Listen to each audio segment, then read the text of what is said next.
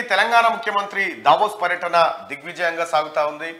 ఇక 3 రోజుల పాటు అక్కడ పర్యటించినటువంటి ముఖ్యమంత్రి రేవంత్ రెడ్డి గారు దాదాపు 37,000 కోట్లకు సంబంధించినటువంటి ఎంఓఏలు వివిధ కంపెనీలతో రాష్ట్ర ప్రభుత్వం కుదుర్చుకుంది.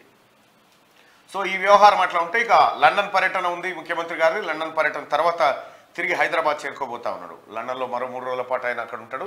ఇండియన్ ఓవర్సీస్ కాంగ్రెస్ అలాగే ఇతర ముఖ్య సభల్లో ఆయన పాల్గొనబోతా ఉన్నాడు లండన్లో. ఇది ప్రస్తుతం ముఖ్యమంత్రి గారి పార్ట్ అయితే, రెండో వైపు మాజీ ముఖ్యమంత్రి కేసీఆర్ బుడిబుడి అంటే ఆయన వాకింగ్ ట్రైనింగ్ చేపిస్తా ఉన్నారు. సోషల్ మీడియాలో బుడి బుడి నడకల తప్పటడుగులే అని చెప్తున్నారు వాళ్ళు. అవునా? ఇదిగో మెల్లగా నడిపిస్తూ ఉన్నారు. అయితే ఇక్కడ ఈ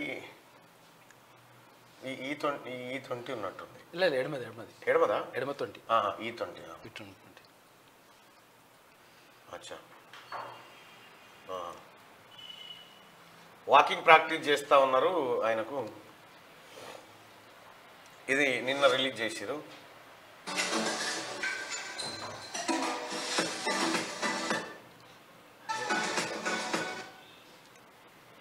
ఇది మీరు త్వరగా కోలుకోవాలి, త్వరగా మంచిగా కావాలని రాష్ట్రం అంతా కోరుకుంటుంది సార్.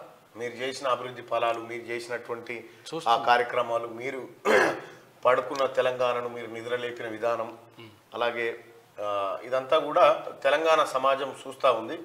త్వరగా మేల్కొని రావాలి, అసెంబ్లీకి రావాలి, నడవడం కాదు పరిగెత్తాలి మీరు తొందరగా అని కోరుకుంటా ఉన్నారు. ఆయన ఆరోగ్యం మరింత కుదుటపడి త్వరగా నడిచి వ్యవసాయం చేసుకోవాలని మనస్ఫూర్తిగా కోరుకుంటా ఉన్నారు. అయితే అప్పుడు రిలీజ్ చేస్తుంటారు అన్నట్టు ఇట్లా సార్ది. ఎన్నడన్నా అధికారంలో ఉన్నప్పుడు ఎన్నడన్నా ఏం పని చేస్తున్నానేమని ఇచ్చిరా?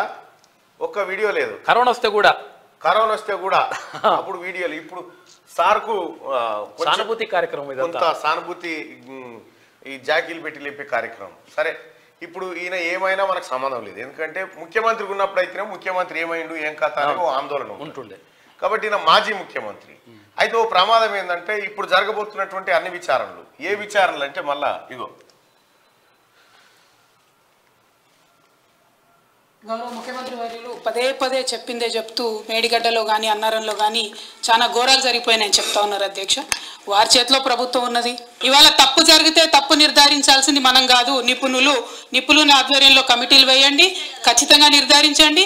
ఏ పరీక్షకైనా సిద్ధంగా ఉంటాం, అందులో ఎటువంటి అనుమానం లేదు. శ్రీమతి కల్వకుంట్ల కవిత గారు సూచన చేశారు విచారణ చేయమని. డెఫినెట్గా వారి సూచన మేరకు ప్రతిపక్షం మంచి సూచన చేశారు. సిట్టింగ్ జడ్జి చేత విచారణ చేసి కాంట్రాక్టర్లు ఇచ్చిన వాళ్ళను, ఆ సంబంధిత శాఖ మంత్రులను, ఆ కాంట్రాక్టర్లను అందరినీ కూడా ఏ రకంగా చట్ట పరిధిలో శిక్షించాలనో డెఫినెట్గా శిక్షిస్తాం.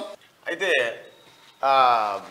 ఇప్పుడు కేసీఆర్ కుటుంబము, కేసీఆర్ పిల్లలు చాలా అత్యంత తెలివి కల్లోళ్ళు.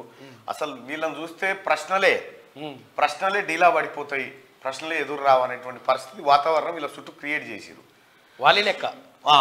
వాలి అంటే ఆయన ముందుకు పోయినాం అనుకో, బలశాలి. ఆయన ముందుకు పోతే ఎదుటిన్న బలం సగం వచ్చేస్తుంది, ఈయన బలం కలిపి అట్లా వీళ్ళ పర్ఫార్మెన్స్ ఉండేది. వాస్తవానికి కూడా ఈ పెద్ద కామెడీ క్యారెక్టర్లు వీళ్ళన్నీ.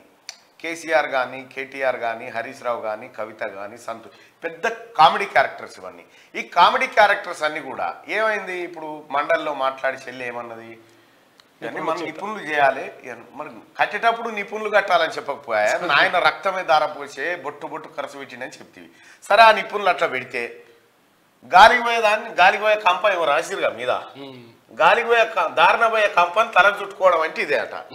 ఆయనంతా ఆయన ముఖ్యమంత్రి గారు ఆడ కూర్చుంటే ప్రభుత్వం మీ దగ్గరే ఉంది, విచారణ చేయాలంటే ప్రతిపక్షం మంచి సూచన చేసింది, శ్రీమతి కల్వకుంట్ల కవిత గారి సూచన మేరకు విచారణకు ఆదేశిస్తున్నాం అని ఆయన బరాబరి చెప్పి ఆయన కోరుకున్నది కదే, నువ్వు చెప్పింది కదే.